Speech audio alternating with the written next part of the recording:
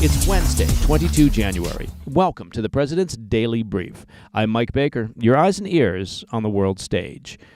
And as you may have noticed, I'm back in the PDB saddle sooner than anticipated. The desert trek through Saudi Arabia and Jordan on behalf of the UK's Special Forces Benevolent Fund continues its epic journey. But I have been sidelined with an injury. As we approached the Hejaz Mountains in Saudi, I managed to tear some abdominal muscles during what can only be described as an unfortunate dismount from my camel. Now, I, too, was surprised at the injury because, honestly, I didn't know I still had ab muscles. I haven't seen them in years. Regardless, although I'm now on the disabled list, or I guess they now call it the injury list in sports, the rest of the team, and it is an amazing team, let me tell you that much. It continues on towards Aqaba in Jordan. And if you're able, please go to sfcbf.org. That stands for Special Forces Club Benevolent Fund.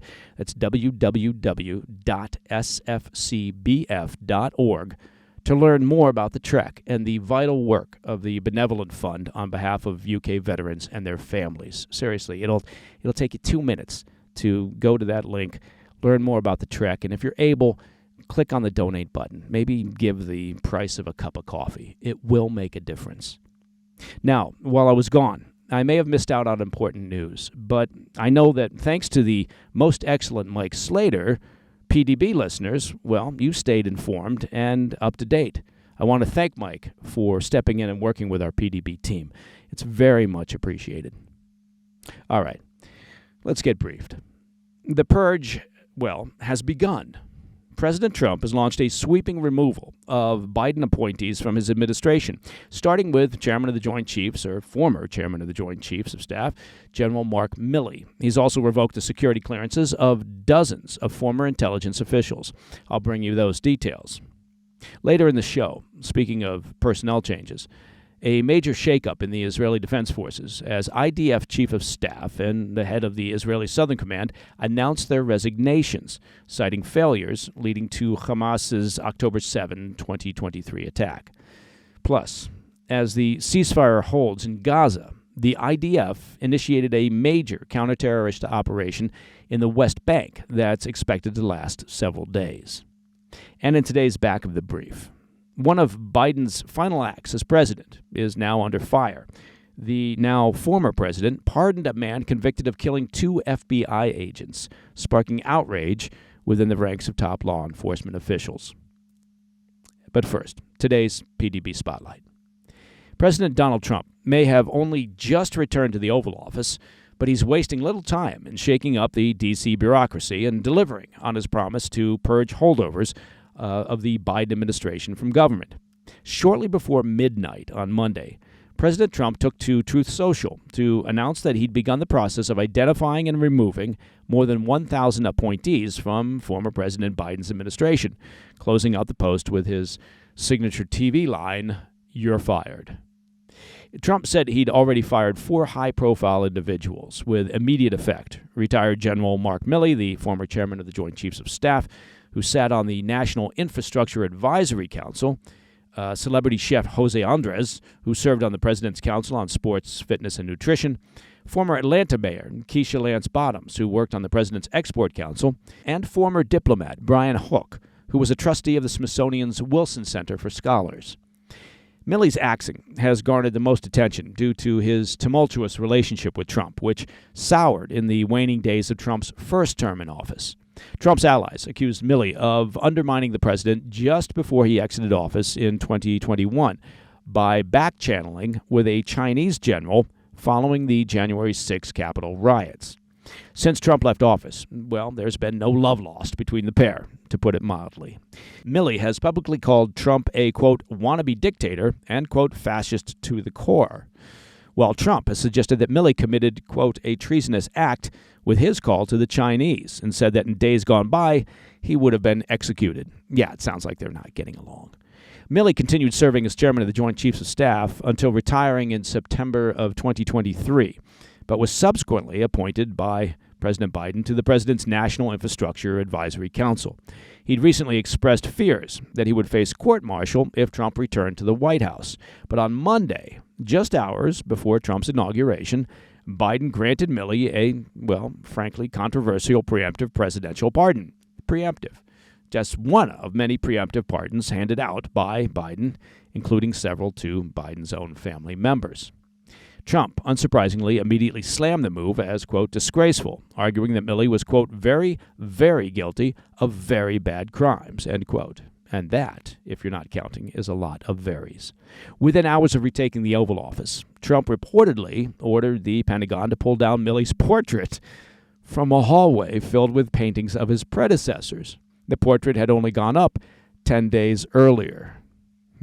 The dismissals of Jose Andres and Keisha Lance Bottoms from the president's councils, they garnered less attention, as both were expected to be moving on from their roles. But the firing of Brian Hook caught many by surprise. Hook was a key former policy operative during Trump's first term, helping to craft the president's maximum pressure campaign against Iran. He was appointed to the Smithsonian's Wilson Center think tank by Trump after serving as his special envoy to Iran. Like Trump, Hook has faced death threats from the mullahs in Tehran over the 2020 assassination of Qasem Soleimani. But Hook maintained close ties with Trump's former Secretary of State Mike Pompeo, who Trump has increasingly distanced himself from. Still, it was reported in November that Hook was advising the Trump transition team, so it's not clear what prompted his dismissal. In addition to the firings, President Trump signed an executive order Monday revoking the security clearances of the 51 intelligence officials who signed a letter ahead of the 2020 presidential election dismissing reports about Hunter Biden's infamous laptop as, quote, Russian disinformation. Last year, the FBI confirmed the authenticity of that laptop, leading to accusations that the letter from intelligence officials was politically motivated. You think? We should note many of these former intelligence officials have said they stand by their statements, arguing that they were concerned about Russian interference in the 2020 election. Text of the executive order said signers of the letter had, quote, weaponized the gravitas of the intelligence community and imperiled its public reputation. Among those who will have their clearances stripped are former Director of National Intelligence James Clapper, former CIA Directors John Brennan and Michael Hayden, and former Secretary of Defense Leon Panetta.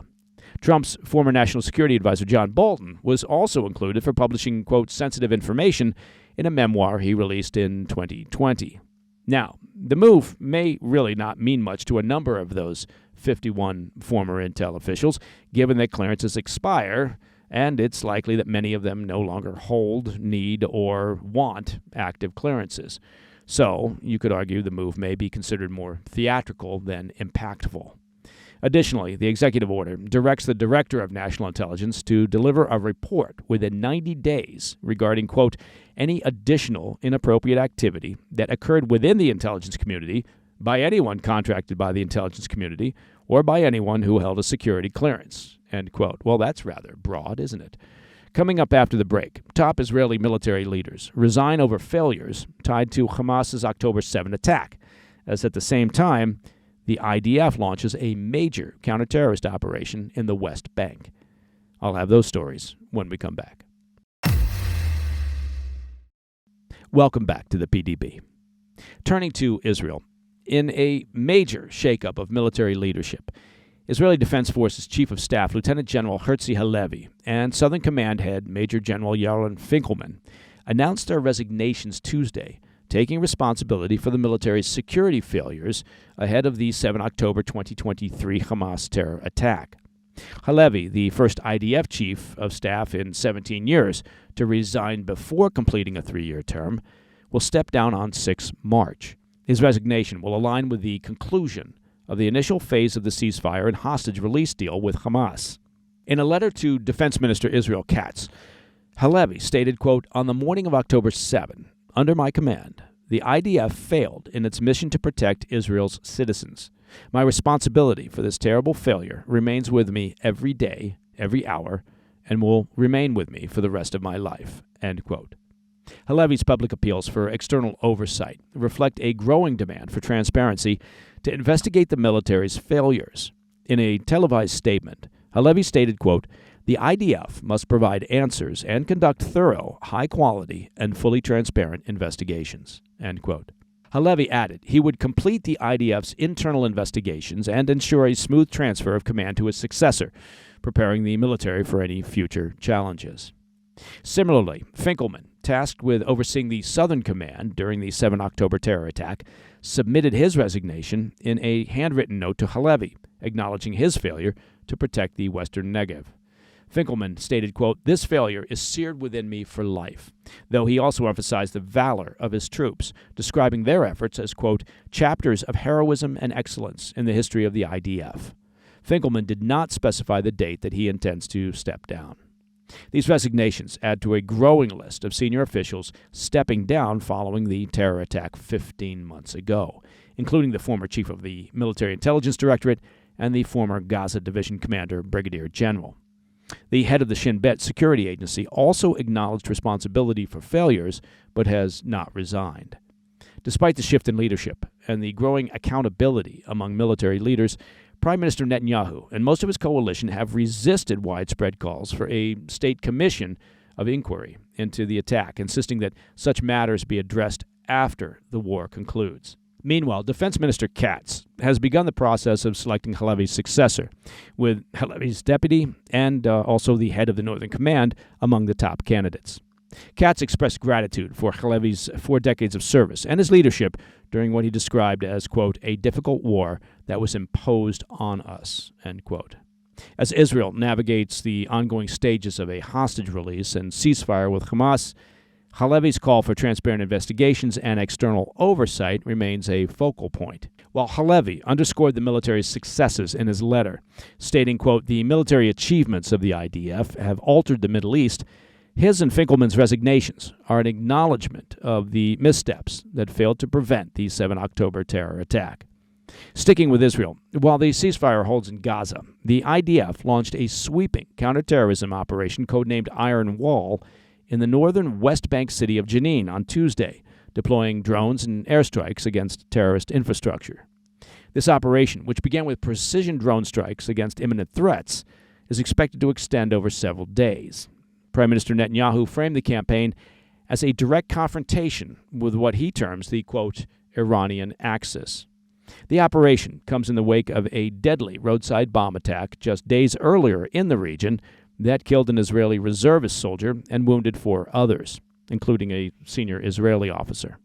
Prior to submitting his resignation letter, IDF Chief of Staff Halevi foreshadowed significant military operations needed to preempt threats in the West Bank.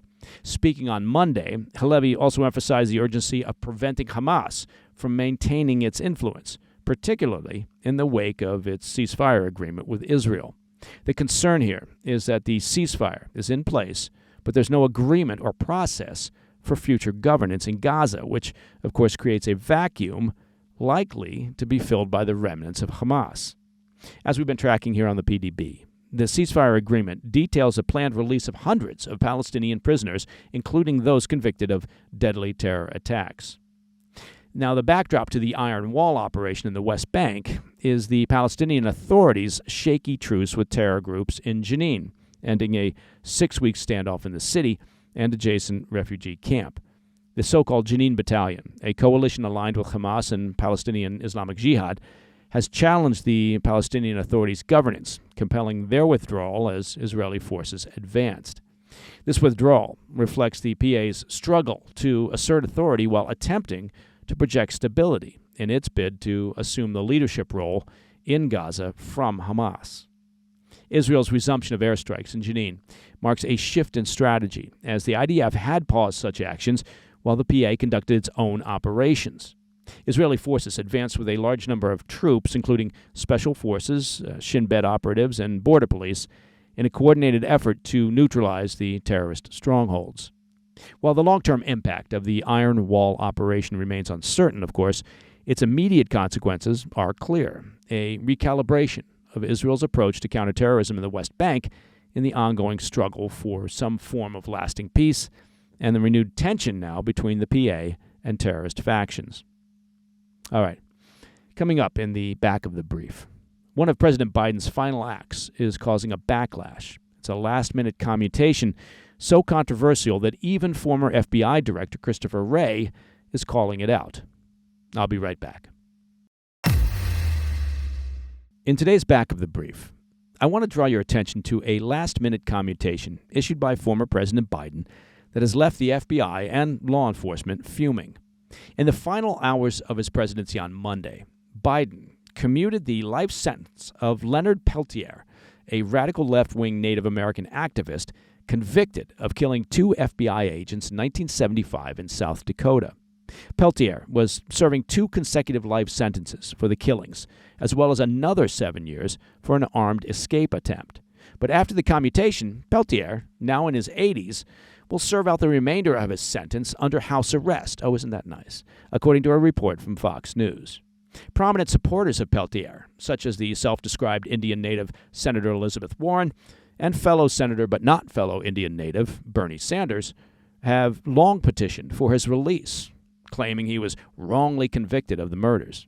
Now, we should note that former Democrat presidents Bill Clinton and Barack Obama both denied clemency requests for Peltier after extensively reviewing his case. Apparently, Senator Warren knows better. His latest parole bid in July also failed due to the nature of his crimes. For background, let's get a little background here. Peltier was in a vehicle stopped by FBI Special Agents Ronald Williams and Jack Kohler on June 26, 1975, near a Sioux Indian reservation in South Dakota. Peltier was already the subject of an arrest warrant for the attempted murder of a police officer in Wisconsin, though the agents were unaware of that fact when they stopped the vehicle. A shootout ensued, leaving both agents wounded. According to the FBI, Agents Williams and Kohler were then executed at point-blank range by gunshots to the head, traced back to Peltier's AR-15. Yeah, he seems like a solid candidate for forgiveness by the outgoing Biden administration. Biden's move to free Peltier has left the FBI community, stunned. It came just days after outgoing FBI Director Christopher Wray sent a letter to Biden urging him not to grant Peltier clemency, arguing it would, quote, be shattering to the victims' loved ones and undermine the principles of justice.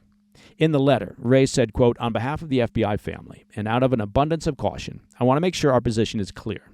Peltier is a remorseless killer who brutally murdered 2 of our own. Granting Peltier any relief from his conviction or sentence is wholly unjustified and would be an affront to the rule of law, end quote. Wray noted that over the past 50 years, 22 federal judges, multiple parole boards, and 6 presidential administrations have studied the evidence and upheld Peltier's conviction. Still, Biden overruled Wray and moved forward with Peltier's release. Of course, Natalie Barra, president of the FBI Agents Association, issued a blistering statement condemning the commutation on Monday, calling it, quote, disgraceful and cowardly. Well, she's not wrong. She added, quote, it is a cruel betrayal to the families and colleagues of these fallen agents and is a slap in the face of law enforcement, end quote. Well, perhaps some enterprising, objective journalist could ask Senators Warren and Sanders to go on the record this week explaining their support for Peltier. That would seem fair. And that, my friends, is the President's Daily Brief for Wednesday, 22 January. Now, of course, to listen to the show ad-free, which you could do, become a premium member of the President's Daily Brief simply by visiting pdbpremium.com. See, I told you it was simple. I'm Mike Baker, and I'll be back later today with the PDB Afternoon Bulletin. Until then, well, you know the drill. Stay informed, stay safe, stay cool. Hey, thanks for tuning in. If you enjoyed this video, don't forget to hit that like button and leave a comment, a really positive, nice, and kind comment. That would be appreciated. And if you're not already subscribed to our channel, make sure to subscribe and turn on notifications so you don't miss any of our daily updates.